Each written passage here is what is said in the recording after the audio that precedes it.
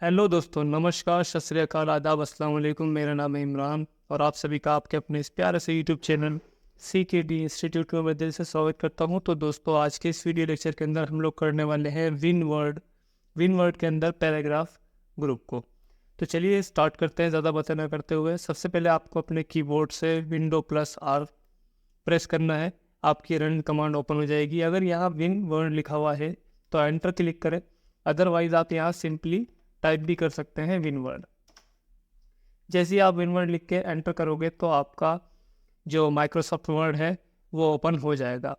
अब दोस्तों, इससे पहले कि अगर वीडियो लेक्चर आपने नहीं देखे तो वो ज़रूर देख लीजिए, क्योंकि हम जो वीडियोस बना रहे हैं वो एक सीक्वेंस में बना रहे हैं। तो हम इससे पहले बहुत सारी चीज़ें आपको सिखा चुके हैं। आज के जो हमारा टॉपिक है वो क्या है, पैराग्राफ ग्रुप का है। तो पैराग्राफ ग्रुप के लिए को सिखाने के लिए सबसे पहले हम यहाँ पे एक कुछ पैराग्राफ ले लेते हैं। इसका फॉर्मूला होता है equal to RAND rand, shift दबा के आपको ब्रैकेट ओपन और क्लोज लगाना है। इसके बाद जैसे ही आप एंटर क्लिक करेंगे तो आपके सामने पैराग्राफ आ जाएंगे। दोस्तों, सबसे पहले मैं आपको पैराग्राफ के अंदर नीचे के पोर्शन यानी कि टूल्स जो है वो बताऊँगा, उसके बाद ऊपर के बताने वाला हूँ। तो नीचे की अगर मैं बात करूँ, सबसे पहले आपको अलाइंस दिख जाएंगे, ठीक है ना। ये लेफ़्ट अलाइन बोलते हैं इसे। इसका काम क्या होता है, ये जो आपका लेफ़्ट पोर्शन है ये पूरा इक्वल हो जाता है। अभी ये जो हमारा लिखा हुआ है, जो टेक्स्ट लिखा हुआ है वो ऑलरेडी लेफ़्ट है, इसीलिए कोई परिवर्तन नहीं आएगा करने पे। लेकिन मैं पूरे को सिलेक्ट करके पहले राइट पे आपको दिखाता हूँ राइट अलाइन क्या होता है। राइट लाइन जैसे मैं क्लिक करूँगा तो आप देखेंगे यहाँ इस साइड का जो भी पोर्शन है हमारा, ये अभी डिस्टर्ब है, आगे पीछे है। लेकिन जैसे ही मैं राइट पे क्लिक करता हूँ तो इसके जो लेटर्स हैं राइट साइड से इक्वल हो जाते हैं। देख सकते हैं आप लोग इस तरीके से, ठीक है ना। अब मैं लेफ़्ट करके दिखा देता हूँ आपको। लेफ़्ट करूँगा तो क्या हो जाएगा, लेफ़्ट साइड के सारे लेटर्स से हो जाएंगे इक्वल हो जाएंगे, ठीक है। तो ये था लेफ़्ट और राइट। इसकी शॉर्टकट की क्या होगी दोस्तों, जैसे आप माउस इसके ऊपर लेके जाओगे तो ये ऑटोमेटिक आपको शॉर्टकट की बता देता है। तो इसकी शॉर्टकट की है Ctrl+L यानी कि लेफ़्ट, और अगर आप Ctrl+R करते हैं तो ये हो जाता है राइट। इसके बीच में दोस्तों Ctrl+E का ऑप्शन होता है, यानी कि इक्वल हो जाएगा ये। और जैसे मैं इसे क्लिक करता हूँ आप देखेंगे ना तो ये राइट से लेफ़्ट से इक्वल होगा और ना ही ये राइट से होगा, बल्कि बीच से सेंटर से क्या हो जाएगा, इक्वल हो जाएगा, ठीक है। अब चौथा ऑप्शन जो है हमारा Ctrl+J का होता है। जे बोले तो जस्टिफाई। तो इसके अंदर क्या होता है, जो नॉर्मल लेटर्स होते हैं हमारे वो उसी सीक्वेंस में आ जाएंगे जो किताबों में लिखे होते हैं, ठीक है। जस्टिफाई वाले ऑप्शन को भी हम क्लिक करके सारी चीज़ें लिखते हैं, ठीक है, ज़्यादातर।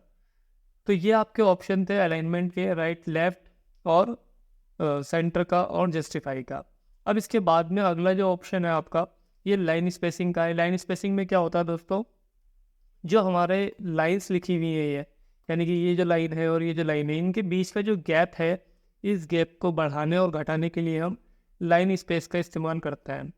इसका इस्तेमाल कैसे करेंगे, माउस से कहीं भी किसी भी पैराग्राफ पे जहाँ पे आपको लाइन को इंक्रीज़ या डिक्रीज़ करना है, आप माउस से कर्सर लेके जाएंगे और लाइन स्पेसिंग में जा करके इसको हम इंक्रीज़ और डिक्रीज़ कर सकते हैं। अभी फ़िलहाल जो है हमारा 1.15 है। जैसे ही मैं 1.5 पे करता हूँ तो आप देखोगे जिस पैराग्राफ पे मेरा कर्सर था उसका स्पेस क्या हो चुका है दोस्तों, बढ़ चुका है, देख सकते हैं आप। और अगर आपको सभी लाइनों के बीच का गैप बढ़ाना है तो आप क्या करेंगे, पूरे को सिलेक्ट कर लेना है और जितना आप इंक्रीज़ करना चाहें इंक्रीज़ कर सकते हैं। इस तरीके से लाइन स्पेसिंग का आप यूज़ करेंगे। इसके बाद में जो ऑप्शन है इसके नीचे लाइन स्पेसिंग ऑप्शन, जब आप इस पर एंटर क्लिक करते हैं तो इसके अंदर वही चीज़ें ओपन हो जाएंगी जो अभी हमने यहाँ पे करी थी। यानी कि अलाइन के ऑप्शन है। अलाइन के अंदर हमने आपको 4 चीज़ें बताई थी, लेफ़्ट, राइट, सेंटर, जस्टिफाई, ठीक है। और इसके बाद इंडेंट है। ये इंडेंट क्या होता है दोस्तों, इंडेंट का मतलब होता है, मैं आपको पहले यहाँ बता देता हूँ। ये जो आपका ऊपर रूलर दिख रहा है, रूलर के अंदर आपको ये इंडेंट नजर आएंगे, ठीक है। ये जो होता है ये इंडेंट होता है। इसके अंदर इंडेंट के अंदर 2 पार्ट्स होते हैं। पहला जो होता है ऊपर वाला आपका, ये फर्स्ट इंडेंट होता है, फर्स्ट लाइन इंडेंट। और जो नीचे वाला होता है इसे हम बोलते हैं हैंगिंग इंडेंट, ठीक है। और तीसरा एक लास्ट वाला भी होता है, ठीक है ना। तो इसके यूजेस क्या होते हैं इंडेंट के, ये आपको बताता हूँ मैं। देखिए फर्स्ट लाइन इंडेंट का मतलब ये है कि आपकी फर्स्ट लाइन आपको कहाँ रखनी है, आप इसे माउस की हेल्प से आगे पीछे कर सकते हैं, और बाकी की जो रेस्ट लाइन है उसे आप कहाँ रखना चाहते हैं ये उसके लिए होता है, ठीक है ना। बुलेट्स में भी इसका प्रयोग करा जाता है, तो आप चाहो तो यहाँ से इसे एडजस्ट कर सकते हो, या फिर आप चाहो तो जो लाइन स्पेसिंग के अंदर ऑप्शन दे रखा है आप यहाँ से भी इसे क्या कर सकते हो, अपने हिसाब से कम ज़्यादा कर सकते हो। जैसे मैं इस पर क्लिक करूँगा तो आपको यहाँ देखने को मिलेगा, ये जो हमारा प्रीव्यू है यहाँ पे चीज़ें कम ज़्यादा होती हुई नज़र आएंगी आपको, ठीक है ना। तो लेफ़्ट और राइट जैसा आप चाहें वैसा कर सकते हैं, ठीक है ना। लाइन स्पेसिंग के अंदर यहाँ भी वही चीज़ है, आपको फर्स्ट लाइन करना है, हैंगिंग इंडेंट करना है, जो भी करना चाहते हैं आप इसका इस्तेमाल कर सकते हैं। और यहाँ आपका जो लिखा हुआ है स्पेसिंग, इसके अंदर एक बिफोर है एक आफ्टर है। बिफोर आफ्टर का मतलब क्या होता है भाई, जैसे मान लीजिए हमने कोई पैराग्राफ लिया, सपोज दैट ये वाला पैराग्राफ लिया, अब इसके अंदर इसके ऊपर स्पेस है और इसके नीचे स्पेस है, तो इसके लिए आप इसका इस्तेमाल कर सकते हैं, ठीक है ना। बिफोर मतलब पहले, यानी कि कितना पैराग्राफ से पहले आपको कितना स्पेस चाहिए, आप इस पे क्लिक करके इस तरीके से स्पेस को देखिए बढ़ा सकते हैं, ठीक है ना। इसका रिवर्स भी कर सकते हैं, इसके नीचे वाले ऑप्शन है, यानी कि पैराग्राफ के बाद में आपको कितना स्पेस चाहिए या कम करना है, इस तरीके से आप इसका इस्तेमाल कर सकते हैं, ठीक है ना। अब ये आपका लाइन स्पेसिंग वाला पोर्शन पूरा हो चुका है। अब बात कर लेते हैं हम किस चीज़ की, अब हम बात करेंगे दोस्तों अपने अगले ऑप्शन की, यानी कि हमारा जो है शेडिंग का पोर्शन है। शेडिंग के अंदर क्या होता है दोस्तों, देखिए शेडिंग वाला जो पोर्शन है और ये जो हाइलाइटर वाला है, कुछ स्टूडेंट इसे एक जैसा एक समान मानते हैं, लेकिन ये सच नहीं है। देखिए हाइलाइटर में क्या होता है, जैसे मैं इस पर हाइलाइटर लगा के दिखाता हूँ पहले आपको। हाइलाइटर पे जैसे मैंने क्लिक करा तो आपको देखने को मिलेगा कि जो हमारे लेटर्स थे, यानी कि जो वर्ड्स थे, ये वर्ड्स को हाईलाइट करा है इसने, यानी कि बीच में आपको थोड़ा सा वाइट कलर का पोर्शन नज़र आ रहा है। क्यों नज़र आ रहा है, क्योंकि वो पूरे पैराग्राफ पे हाइलाइटर नहीं लगा है, बल्कि वर्ड्स पे लगा हुआ है, ठीक है ना। लेकिन ऑन द अदर हैंड अगर मैं बात करूँ किस चीज़ की, शेडिंग की, तो जैसे ही मैं इस पर क्लिक करता हूँ तो ये जो होगा हमारा, ये पूरे पैराग्राफ को क्या करेगा, कवर करता है, ठीक है ना। आप दोनों पे डिफरेंस देख सकते हैं। और एक दूसरी बात मैं और बता दूं, अगर हम कोई भी फॉर्मेटिंग देते हैं किसी भी पैराग्राफ को या लेटर को या वर्ड को, तो ये जो हमारा क्लियर फॉर्मेटिंग का ऑप्शन होता है यहाँ पे फॉन्ट के अंदर, फॉन्ट ग्रुप के अंदर क्लियर फॉर्मेटिंग का ऑप्शन होता है। जैसे मैं इस पर क्लिक करूँगा, देखिए पूरे को मैं सिलेक्ट कर लेता हूँ। अगर मैं इस पर क्लिक कर देता हूँ तो नॉर्मली होना क्या चाहिए कि भाई जितनी भी फॉर्मेटिंग हमने दी है वो सब इरेज हो जानी चाहिए। लेकिन होगा क्या दोस्तों, ये जो हमारी शेडिंग वाली है ये तो इरेज हो जाएगी, लेकिन जो हमारा हाइलाइटर है वो इरेज नहीं होगा। देखिए ये भी डिफरेंस है। ये जो हमारा हाइलाइटर होता है ये केवल तभी हटेगा जब आप इसी के ग्रुप में जा करके और नो कलर पे क्लिक करोगे, तब जा करके ये इरेज होगा, ठीक है ना। तो दोनों में काफ़ी अंतर है, आप देख सकते हैं। इसके बाद में जो हमारा पोर्शन आता है दोस्तों, वो किस चीज़ का आता है, बॉटम बॉर्डर का आ जाता है, ठीक है। यानी कि आपके जो पैराग्राफ्स हैं, अगर आप इस पर कोई बॉर्डर लगाना चाहते हैं तो यहाँ से इसकी हेल्प से आप लगा सकते हैं। जैसे मान लीजिए मुझे पूरे पे लगाना है तो मैं क्या करूँगा, बॉर्डर पे जाऊँगा और यहाँ पे ऑल बॉर्डर कर दूँगा, ठीक है, तो सब पे बॉर्डर लग जाएगा।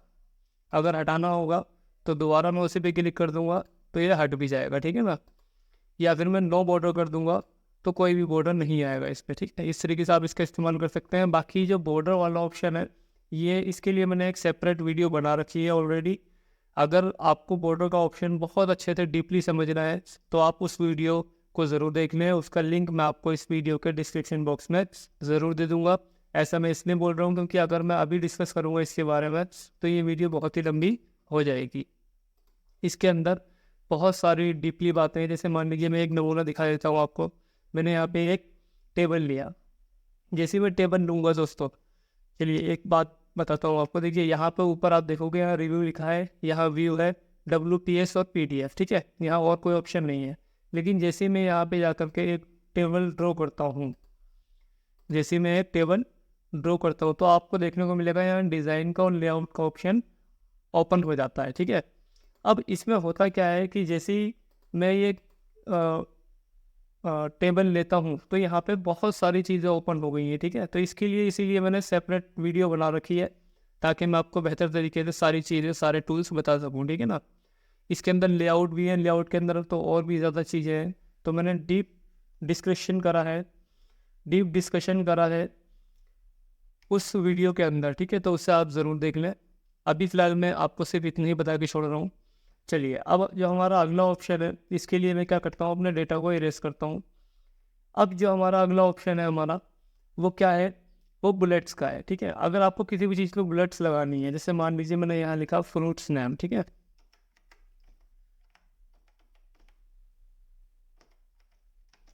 हमने लिखा फ्रूट्स नेम। अब मैं चाहता हूँ कि भाई इस पर बुलेट्स लग जाए।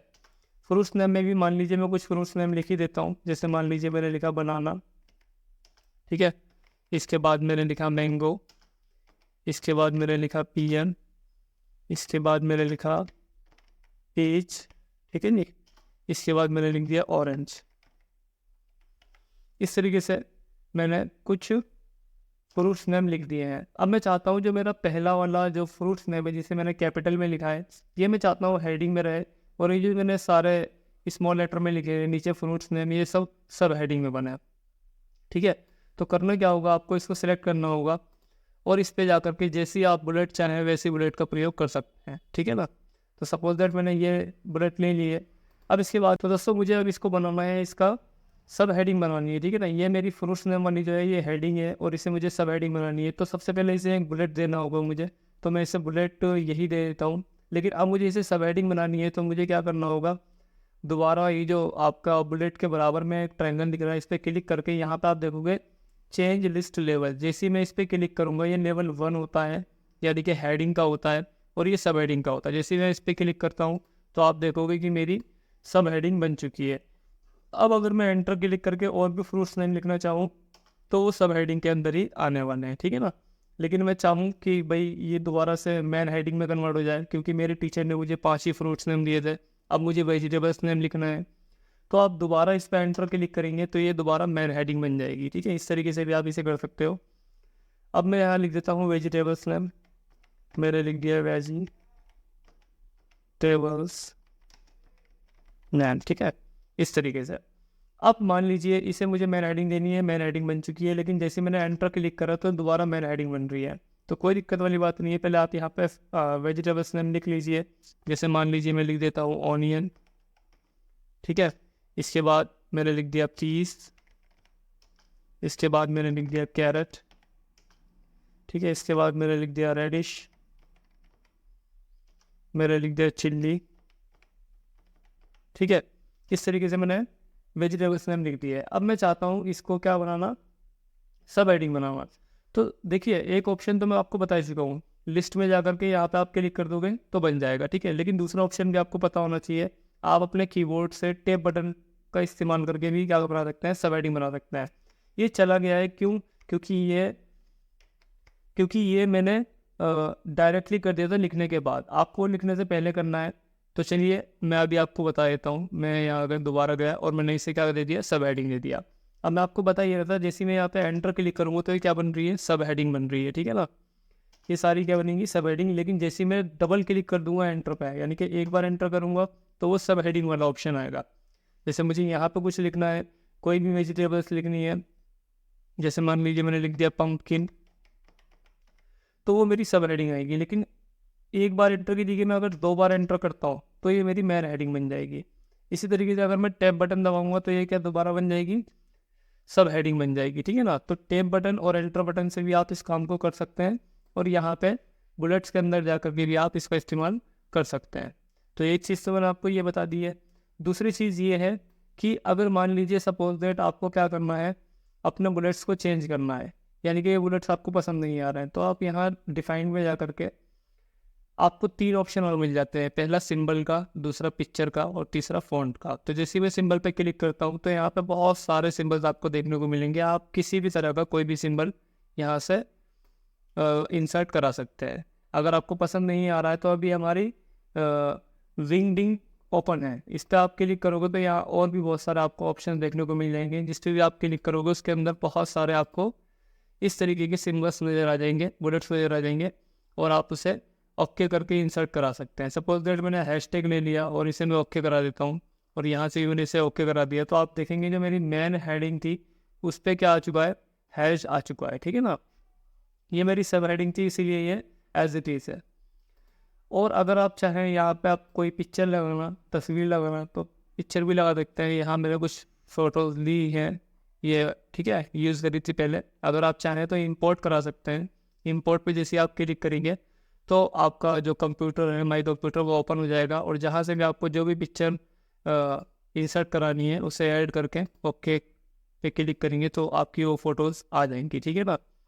आपको देखने को मिल रहा होगा जितनी भी बुलेट्स थी मेरी, यानी कि सब हेडिंग वाली, वो चेंज हो चुकी है, क्योंकि मेरा जो कर्सर था वो कहाँ था, वो सब हेडिंग पे था। अगर मेरा कर्सर यहाँ होता दोस्तों तो मेरी यहाँ पे बुलेट चेंज होती, और अगर मेरा यहाँ कर्सर है, मतलब अगर हेडिंग पे कर्सर होगा तो हेडिंग चेंज होगी, और अगर सब हेडिंग पे होगा कर्सर तो सब हेडिंग चेंज होगी। तो इस चीज़ का ध्यान रखेंगे आप लोग भी, ठीक है ना। आई होप आप लोगों को ये अच्छे समझ में आ गया होगा। चलिए अब बात कर लेते हैं थोड़ा आगे की, इसे मैं डिलीट कर देता हूँ। अब देखिए अगला, जैसे मान लीजिए मैं नाम लिख देता हूँ, मैंने अपना नाम लिख दिया इमरान, ठीक है। इसके बाद कुछ नाम और लिख देता हूँ, जोया, कमाल, ठीक है, और जी, इस तरीके से मैंने कुछ नाम लिख दिए हैं। अब मैं चाहता हूँ भाई इसके अंदर बुलेट नहीं लगाना चाहता हूँ, मैं नंबरिंग देना चाहता हूँ। तो इसके बाद सेकंड ऑप्शन जो है आपका नंबरिंग का है। आप नंबरिंग किस तरीके से देना चाहते हैं, आपके सामने बहुत सारी वेराइटीज़ है, आप इसमें से कुछ भी चूज़ कर सकते हैं, ठीक है ना। जिस पे भी आप माउस लेके जाओगे वो आपको दिखा देगा कि भाई इस तरीके से बन रहा है, आप क्लिक कर दोगे तो वो सिलेक्ट हो जाएगा, ठीक है ना। और इसके अंदर भी वही चीज़ें हैं नीचे जो मैंने आपको पिछली बार बताई थी, यानी कि आप इसको लेवल दे सकते हैं, लेवल 1, लेवल 2, ठीक है ना। जैसे मान लीजिए मुझे इमरान नाम को खाली लेवल देना है तो मैं क्या करूँगा, लेवल 1 पे जाऊँगा, इसे लेवल 1, ये ऑलरेडी सेलेक्टेड है, ठीक है ना। लेकिन जोया को इसकी सब हेडिंग देना है मुझे, तो मैं क्या करूँगा, लेवल पे जा करके इस पर क्लिक कर दूँगा तो इसकी क्या बन जाएगी, सब हेडिंग बन जाएगी। इसी काम को आप क्या कर सकते हो, टैब से भी कर सकते हो, ठीक है ना। अब जैसे ही मैं एंटर क्लिक करूँगा तो ये सब हेडिंग ही आती रहेगी, लेकिन एक बार और एंटर कर दूंगा तो क्या बन जाएगी, ये मैन हेडिंग बन जाएगी, जैसे कि मैंने अभी बताया था, ठीक है। चलिए अब अगली बात कर लेते हैं। इसके बाद में जो हमारा पोर्शन है दोस्तों, ये करंट लिस्ट का है, यानी कि आपको लिस्टिंग करनी है। अगर किसी चीज़ की कोई आर्टिकल बना रहे हो, ठीक है ना, या कोई चैप्टर वगैरह बना रहे हो, तो जैसे आप इस पर क्लिक करते हैं तो उसी तरीके से आपका ओपन हो जाएगा। जैसे मान लीजिए मैंने लिख दिया पुष्पा, अब ये फर्स्ट सेकंड पोर्शन क्यों आ रहा है, क्योंकि मैंने वही सिलेक्ट करा है। अगर मैं कुछ और चेंज करूँगा, आर्टिकल ले लूँगा, तो यहाँ पे आर्टिकल 1, आर्टिकल 2 आ जाएगा, ठीक है ना। जैसे मान लीजिए मैंने लिख देता हूँ राधे, ठीक है। इसके बाद मैंने लिख दिया कमाल, ठीक है। तो ये इस तरीके से आप इसका इस्तेमाल कर सकते हैं। सेम फीचर इसके भी वही हैं, आप इसे एक बार खाली अप्लाई करके देख लेना, आपको समझ आ जाएगा। इसके बाद मैं दोबारा से एक पैराग्राफ ले लेता हूँ आपको नेक्स्ट पॉइंट समझाने के लिए, ठीक है। इसका फार्मूला क्या है, equal to RAND rand, bracket को ऊपर और क्लोज करके एंटर क्लिक करना है तो आपका पैराग्राफ आ जाएगा। इसके बाद में दोस्तों क्या करना है, पूरे को सिलेक्ट करना है। अब इसके बाद जो है ये आपका डिक्रीज इंडेंट होता है, और ये क्या है, इंक्रीज इंडेंट है। जैसे आप इस पर क्लिक करते हैं तो आपको देखने को मिलेगा कि आपके जितने भी वर्ड्स थे वो सब क्या हो गए, एक साइड में होते जा रहे हैं, ठीक है ना। तो जहाँ आप चाहें इसे इंडेंट को कर सकते हैं, ठीक है। इसका इस्तेमाल कब कराता है दोस्तों, जैसे कि आपने देखा होगा अपनी किताबों में, इंग्लिश की, साइंस की, आपको चित्र भी दिखाना है और मान लीजिए और टेक्स्ट भी दिखाना है, तो इस तरीके से आप सारे वर्ड्स को एक साइड करके यहाँ पे कोई भी फिगर यानी कि पिक्चर वगैरह इंसर्ट करा सकते हैं, ठीक है ना। तो इसका इस्तेमाल इसलिए करा जाता है। इसका इस्तेमाल आप इंडेंट को आप माउस से यहाँ से भी कर सकते हो और यहाँ से भी कर सकते हो, ठीक है। इससे भी क्या हो जाएगा, ये आगे पीछे हो जाएगा, क्योंकि ये भी आपका क्या होता है, इंडेंट ही होता है, जैसे कि मैंने भी आपको बताया था। चलिए नेक्स्ट पॉइंट जो है आपका, वो किस चीज़ का है भाई, वो सॉर्टिंग का है। जैसे आप एक्सेल में सॉर्टिंग करते हैं, यहाँ भी आप कर सकते हैं, ठीक है ना। इसको बताने के लिए मैं कुछ नाम लिख देता हूँ यहाँ पे। जैसे मान लीजिए मैंने लिखा कमान, मैंने लिखा राजा, ठीक है, मैंने लिखा इमरान, मैंने लिखा जोया, ठीक है, मैंने लिखा नन्नू, और कुछ भी लिख सकते हैं। जैसे मान लीजिए मैंने लिख दिया कैट, मैंने लिखा डॉग, इस तरीके से मैंने लिखा एलिफेंट, और इसके बाद में मैं लिख देता हूँ ज़ीरोक्स, ठीक है, मैंने लिख दिया यो यो, इसके बाद मैंने लिख दिया ज़ेब्रा, मैंने लिख दिया हॉर्स। अब आपको पता लग जाएगा मैं ऐसा क्यों कर रहा हूँ, ठीक है ना। और मैंने लिख दिया ऑरेंज, इसके बाद मैंने लिख दिया चिल्ली। ठीक है, इस तरीके से मैंने बहुत सारे वर्ड्स लिख दिए। अब मैं चाहता हूँ कि भाई इसको मैं एक सीक्वेंस में करूँ।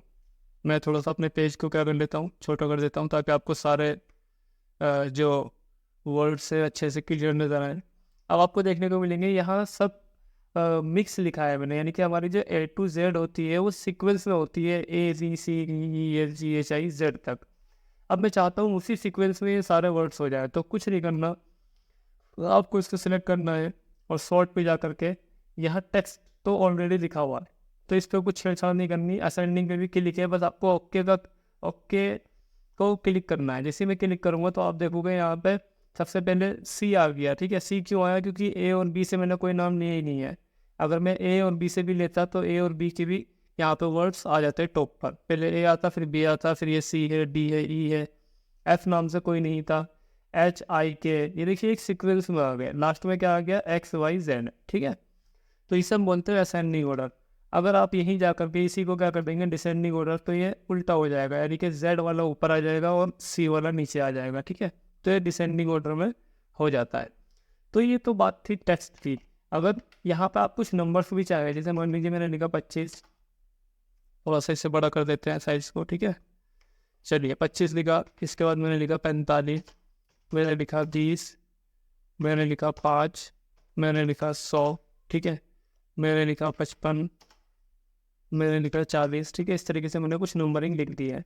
अब मैं इसे चाहता हूँ असेंडिंग ऑर्डर में लगाना, तो यहाँ पे नंबर से ऑटोमेटिक इसने कैप्चर कर लिया है। ठीक है, क्योंकि जैसे मैंने इसे सेलेक्ट कर रहा था तो इसे पता लग गया था कि भाई इस बार नंबर है, तो नंबर आ चुका है। अब मैं इसे असेंडिंग ऑर्डर करूँगा तो दोस्तों ये देखो, सबसे छोटा नंबर क्या था? 5 था, 20 था, 25, 40, 45, 55 और 100, यानी कि बढ़ते क्रम में हो गया। अब मैं चाहूँ इसे घटते क्रम में, यानी कि डिसेंडिंग ऑर्डर में, तो ये इसका रिवर्स भी हो जाएगा। ठीक है, तो इसका इस्तेमाल आप कर सकते हैं, बहुत ही अच्छा इस्तेमाल है इसका। इसके बाद नेक्स्ट और लास्ट पोर्शन जो है आपका वो किस चीज़ का है? ये एक सिंबल है इसके अंदर, इसका इस्तेमाल कैसे करा जाता है चलिए बता देते हैं। इसके लिए क्या करेंगे हम, अगेन पैराग्राफ लेने वाले हैं। ठीक है, अब जैसे मान लीजिए इसके अंदर मैं यहाँ पे एंटर मार लेता हूँ। ठीक है, यहाँ पे भी मैंने एंटर मार दिया और यहाँ पे मैंने क्या कर दिया? स्पेस दे दिया। ठीक है ना, यहाँ पे मैंने टैब बटन का यूज़ करा। अब देखिए इस सिंबल पे जैसे मैं क्लिक करूँगा तो आपको देखने को मिलेंगी कुछ चीज़ें। क्या क्या चीज़ें देखने को मिलती हैं? देखिए, एक तो ये उल्टा P नज़र आ रहा है आपको। ठीक है, दूसरा मैंने जहाँ स्पेस दिया था वहाँ डॉटेड नज़र आ रहे हैं, जहाँ मैंने टैब का इस्तेमाल करा था वहाँ एरो नज़र आ रहे हैं। इसका मतलब और कुछ नहीं, बस यही है कि जो आप टेक्स्ट लिखते हो तो उस टेक्स्ट को इस्तेमाल करने के लिए आपने कहाँ पर क्या क्या चीज़ों का यूज़ करा है ये उसे शो कराता है। ठीक है ना, तो जितनी बार भी आप एंटर क्लिक करेंगे तो ये सिंबल आपको देखने को मिल जाएगा। ठीक है ना, और अगर आप यहीं स्पेस बटन का इस्तेमाल करते हैं कीबोर्ड से तो आपको देखने को मिलेगा ये डॉटेड आ जाता है। अगर आप टैप बटन का यूज़ करते हैं तो आपको ये एरो देखने को मिलते हैं। ठीक है ना, तो इसका बहुत ज़्यादा इस्तेमाल नहीं होता है। अगर बाई फोल्ड ये ऑटोमेटिक लग जाता है तो आप यहाँ पे एक क्लिक करेंगे और ये सब रिमूव हो जाएगा। ठीक है, पहले जैसे सब कुछ हो जाएगा। तो आप देख सकते हैं सारे जो सिंबल्स थे, सारे चिन्ह जो थे वो सब गायब हो चुके हैं। तो इस तरीके से आप इसका इस्तेमाल भी कर सकते हैं। अब लास्ट में एक पॉइंट बचता है जो ज़्यादातर टीचर्स नहीं बताते, ये वाला पोर्शन दिखता है आपको। जैसे ही हम इस पर क्लिक करेंगे तो इसके अंदर वैसे ज़्यादा कुछ होता नहीं है। क्यों? क्योंकि इसके अंदर बाहर जो हमने एडिटिंग करी है, जो टूल्स इस्तेमाल कर रहे हैं वही अंदर भी होते हैं दोस्तों। ठीक है ना, अलाइनमेंट देखने को मिल जाएगा, इंडेंट देखने को मिल जाएगा, और लाइन स्पेसिंग वगैरह, पैराग्राफ स्पेसिंग, बिफोर आफ्टर, जो मैंने अभी आपको बाहर बताया था वो सारी चीज़ें इसके अंदर भी होती हैं। तो चाहे तो आप बाहर से इसका इस्तेमाल कर सकते हैं या फिर अंदर से भी इसका इस्तेमाल कर सकते हैं। तो आई होप आप लोगों को ये सारी इन्फॉर्मेशन, ये सारी डिटेल बहुत ही अच्छी लगी होगी, और ये इस वीडियो से आपने कुछ ना कुछ ज़रूर सीखा होगा। तो अगर ये वीडियो आपको अच्छी लगी है तो वीडियो को लाइक कीजिए, शेयर कीजिए और अपने दोस्तों के साथ इसे काफ़ी बड़े पैमाने पे शेयर कीजिए। ठीक है ना, और अपने प्यारे से यूट्यूब चैनल CKD इंस्टीट्यूट को सब्सक्राइब कीजिए। अगर किसी तरह का कोई डाउट है, कोई संदेह है तो आप हमें कमेंट बॉक्स में जाके कमेंट कर सकते हैं। आप लोगों के सवालों का जवाब ज़रूर दिया जाएगा। तो आज की वीडियो लेक्चर के अंदर हम लोग इतने रखने वाले हैं। Thank you so much, have a good day.